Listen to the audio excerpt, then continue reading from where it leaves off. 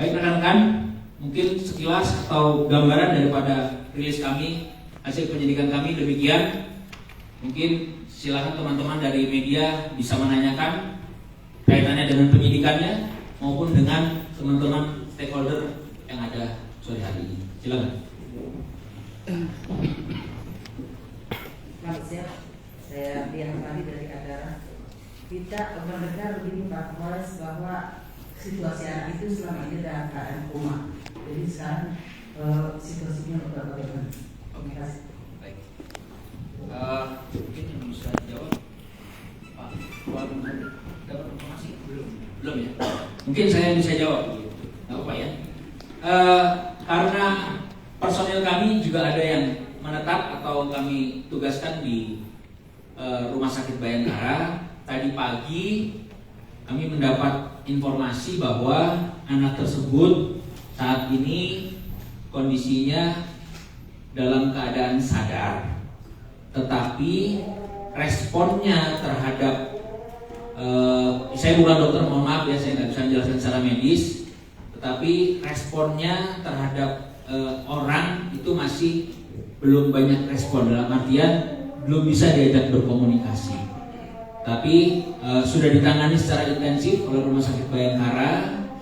Semua luka-lukanya sudah ditangani, kemudian hasil scanning yang dari awal ada pendarahan itu juga sudah ditangani, tidak membutuhkan operasi menurut keterangan dari dokter Rumah Sakit Bayangkara.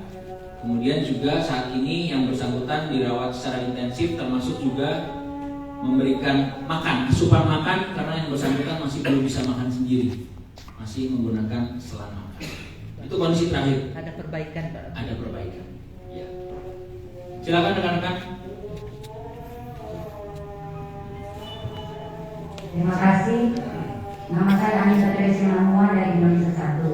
Saya ingin bertanya Pak, terkait tersangka yang perempuan yang dirinya itu mengaku tidak ditahan, apakah karena alasan hamil atau bagaimana, atau ada anak kecil, itu Pak dijelaskan.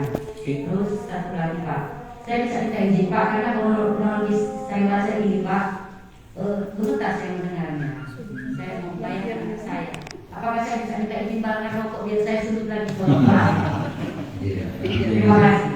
Ya baik, saya langsung jawab Bapak Ibu sekalian bahwa tersangka Ibu PM bukan tidak ditahan. Tadi saya sampaikan dilakukan penahanan, statusnya tahanan rumah. Tahanan rumah, ya. Jadi sudah saya sampaikan itu sama, itu namanya ditahan, tetapi tempatnya dilakukan penahanan bukan di RTP Polres Tanah Karo, tapi mengingat pertimbangan kondisi yang bersangkutan sedang hamil dan juga memiliki putri berumur 2 tahun. Ya. Silakan. Nanyanya mungkin jangan saya lagi, saya main banyak. Dari Metropos 24.com Solusi Titik ingin menanyakan pasal yang diletakkan. Baik, pasal tadi sudah saya sebutkan, tapi saya ulangi lagi. Pasal 80 ayat 2 Pak. Undang-Undang Perlindungan Anak. Ya, undang-undangnya Undang-Undang RI nomor 23 tahun 2002 tentang perlindungan anak. Ulangi, Undang-Undang RI nomor 35 tahun 2014. Perubahan atas Undang-Undang RI nomor 23 tahun 2002 tentang perlindungan anak.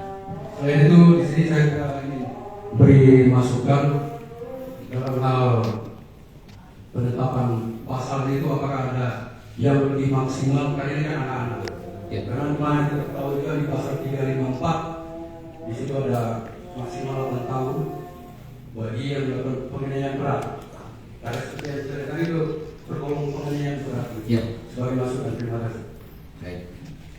Karena dalam asas hukum kita ada namanya lex spesialis, penanganan terhadap anak, kita mengacu kepada Undang-Undang Perlindungan Anak.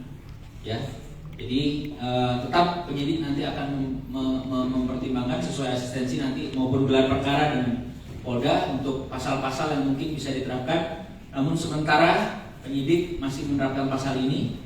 Tentunya kita koordinasi juga dengan kejaksaan terhadap pasal-pasal yang mungkin masih bisa diterapkan terhadap kasus ini. Ya, Bang Alek, silakan.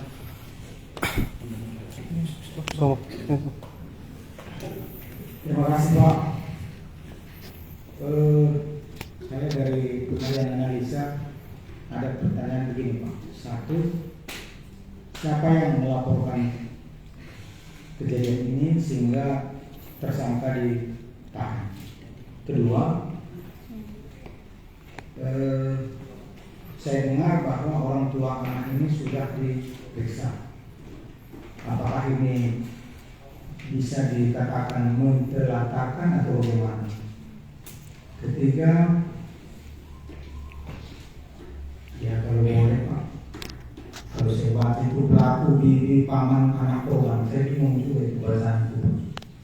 Mungkin ini harus sepele, tapi karena ditampilkan dan nampak di layar kaca itu paman dan anak korban. Paling bawah Pak, pelaku bibi dan paman anak korban, saya bingung juga itu bahasa itu. Terima kasih Pak. Korban.